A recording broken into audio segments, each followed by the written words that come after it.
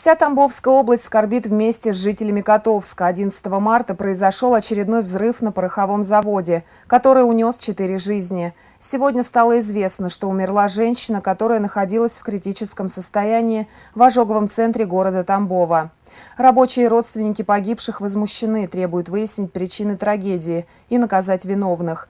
Накануне губернатор Тамбовской области Александр Никитин встретился с жителями Котовска и провел заседание областной комиссии по чрезвычайным ситуациям. Частота, с которой происходят взрывы на пороховом заводе в городе Котовске, заставляет задуматься о том, что не только человеческий фактор мог стать причиной чрезвычайной ситуации. Рабочие завода в один голос кричат о несоблюдении условий труда. Жители Котовска еще не отошли от взрыва, прогремевшего в сентябре, как трагедия повторилась снова. Получается, за полгода ничего не изменилось.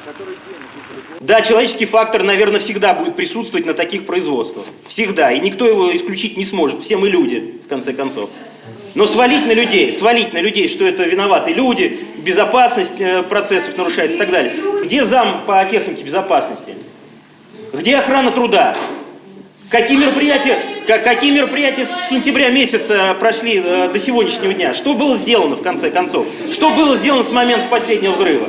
Сильная изношенность оборудования, отсутствие необходимого инвентаря и спецодежды из хлопчатобумажной ткани. И это на фоне возросшего объема заказов и капитальных вложений. На все вопросы и претензии рабочих директор порохового завода Алексей Козлов отвечал, что нет денег, и просил войти в положение. Оказаться на его месте сейчас вряд ли кто-то пожелал бы. Обстановка вокруг случившегося накалена до предела. Я пойду до конца.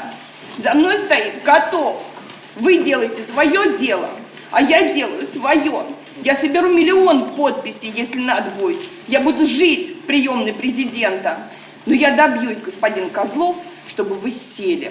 К сожалению, даже самые сильные эмоции не вернут погибших людей. Сейчас, по словам губернатора, необходимо сделать все, чтобы обеспечить безопасность человеческого труда, который, к слову сказать, был не застрахован. На сегодняшний день очевидно то, что в течение уже многих лет подряд на производстве оно осуществляется с грубым нарушением правил безопасности, техники безопасности и многих других регламентов, которые регулирует промышленную безопасность данного объекта. Ну, чего только одно стоит, что на предприятии 28 февраля закончился договор страхования опасных производственных объектов.